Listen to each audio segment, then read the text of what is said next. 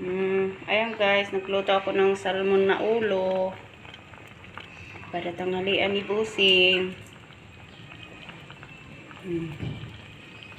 Tapos lagyan ko siya ng dahon ng kamuti. Siyempre makakain na talaga yung boss ko ng matiwasay.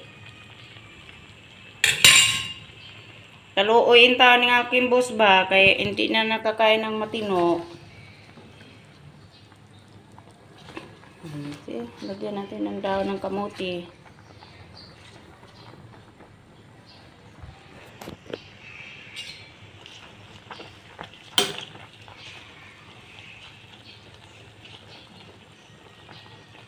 Ang oras na, hindi. May kausap tayo ko.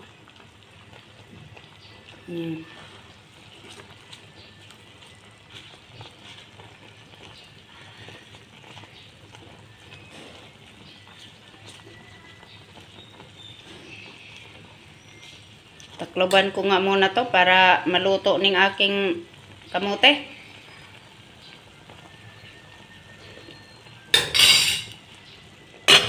Oh, lagsim-lagsim, oy. Guys, yung tinola ko, ulo ng salmon.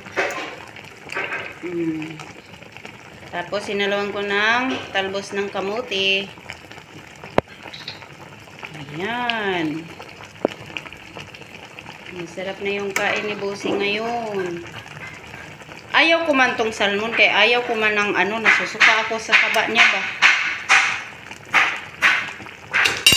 Ayan guys, okay na yung aking ulam ngayon. Makakain na rin sila ng matino. Sa wakas.